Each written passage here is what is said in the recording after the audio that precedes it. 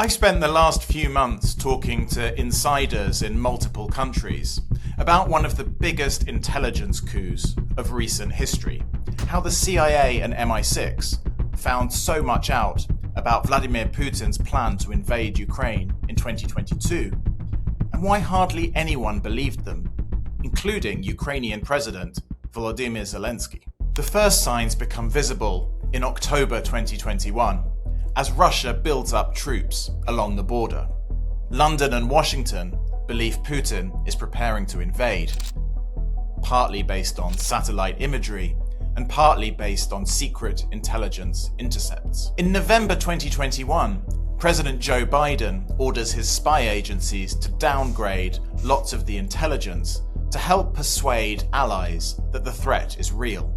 President Biden was direct and straightforward with President Putin that if Russia further invades Ukraine, the United States and our European allies would respond with strong economic measures. Yet despite this certainty in Washington, many in Europe remain skeptical. In January 2022, the Americans pick up more detailed intelligence about Russia's war plans.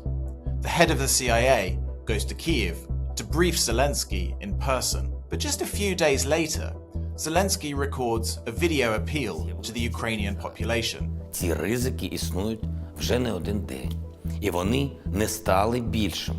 Потрібно видихнути, заспокоїтись, не бігти по гречку і сірники.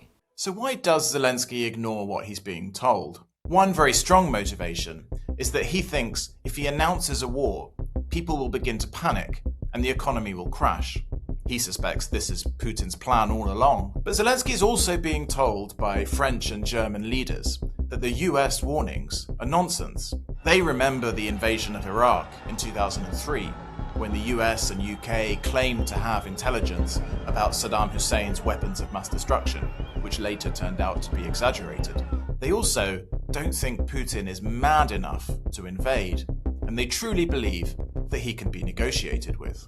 Even as February comes around, when the Americans are saying that the war could begin at any moment, the leaders of France and Germany go to Moscow to try and talk Putin out of it. Emmanuel Macron comes away with what he calls a personal assurance from Putin that there will be no Russian escalation. In the end, of course, it's London and Washington that are right, and on the 24th of February, Russia invades Ukraine. Zelenskyy transforms into a heroic wartime leader, and the country fights back, confounding both Russian and American predictions that Kyiv would fall quickly. We're now at the 4th anniversary of the invasion, and Ukraine is still fighting. For some of the European spy services who failed to foresee the invasion, it prompted a moment of soul-searching. Part of the reason they couldn't believe it was the whole idea of a big land war in Europe in the 21st century seemed absurd. Now, in our ever more unpredictable world, that's perhaps one of the most pertinent lessons of this whole episode.